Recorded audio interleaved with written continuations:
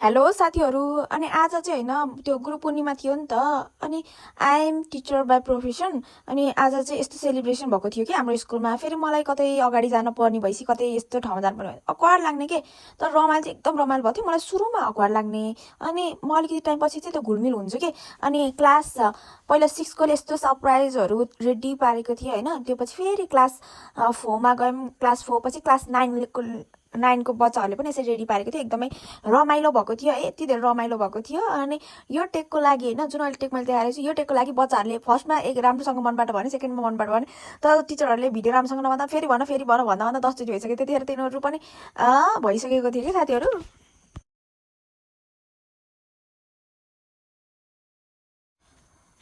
अनि टिचरहरूले अलिअलि फोटोसोटो खिच्नु भयो फेरि मेरो आउटड्रेस हुन्छ कि म चाहिँ डे वाइज जान्छु नि त म फुल टाइम टिचर होइन म एउटा स्कुलमा 3 दिनको लागि एउटा स्कुलमा 2 दिनको लागि जान्छु सो हाफ टाइम हो म चाहिँ अनि यो ग्रिन लाउने चाहिँ म नै हो है तर म यति मोटो त छैन तर खै कति मोटी देखिन्छु बा के भनौँ अनि हाम्रो यशोदा मिसले कस्तो कस्तो राम्रो हो कि हाम्रो मिसको हाइट हो म त चप्पल लाउँदा पनि त्यति पुग्दैन जति मिसको चाहिँ त्यो फ्ल्याटवाला चप्पल लाउँदाखेरि पनि हाइट छ है अनि यतिखेर चाहिँ हामीले हुर्रे हुर्रे गरेर थियो कस्तो रमाइलो भएको थियो कि यसमा चाहिँ अलिकति राम्रो लेखेको छु है म नत्र त मेरो फोटो कस्तो कस्तो नराम्रो मोटो नमोटो आए जस्तो लाग्ने कि आफूलाई अनि मिसहरू चाहिँ खै यता के गर्दै हुनुहुन्छ ए सरहरूले आएर यहाँ केक राख्नुभयो अनि सरले आएर केक सेक काट्नुभयो होइन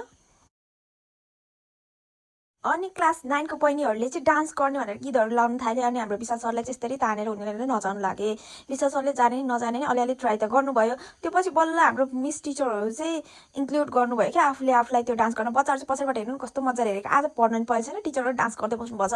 हल्ला पनि गर्न अब लाइक तिनीहरू त हल्ला गर्ने मान्छे अहिले त टिचर नभएपछि कम्प्लेन गर्न पनि पाइएन टिचरहरू त डान्स गर्दै बस्नुपर्छ भनेर हेरेर बसेछन् कि उनीहरू चाहिँ अनि हेर्नु मिसहरूको यति राम्रो नाच्नु भएको थियो अनि म नि अलिअलि भयो नि भिडियो बनाउँछु भनेर भिडियो खिच्न लागेँ अनि हाम्रो यशोदा मिस त पुग्लुक पुग्लुक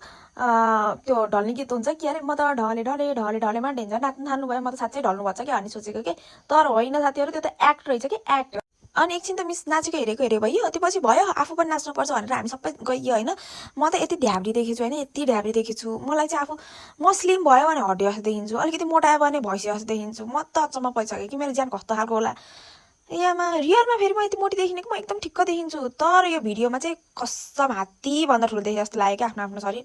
अनि त्यो कपाल काटेको नि यति नसुहाएको हो कि त्यो भिडियोको लागि मात्र म त्यति नराम्रो देखेँ कि भने जस्तो भएको थियो तर ओके अब आफ्नै ज्यान हो मैले आफ्नो ज्यानलाई सुकाउनु पर्छ भन्ने जस्तो भएको थियो अब मलाई म राम्रै लाग्छु तर अलिकति मोटो लाग्ने मात्र हो अनि हामी सबैजना डान्स गर्न लाग्यौँ टिचिक गर्दै डान्स गर्न लाग्यौँ कस्तो रमाइलो भएको थियो कि अनि फर्स्ट पिरियड चाहिँ गयो सेकेन्ड पिरियड नि त्यसरी गयो अनि थर्ड फोर्थ र फिफ्थ पिरियड पढाएर म घर आएँ साथीहरू यति हो मेरो चाहिँ ल thank you so much for watching this video.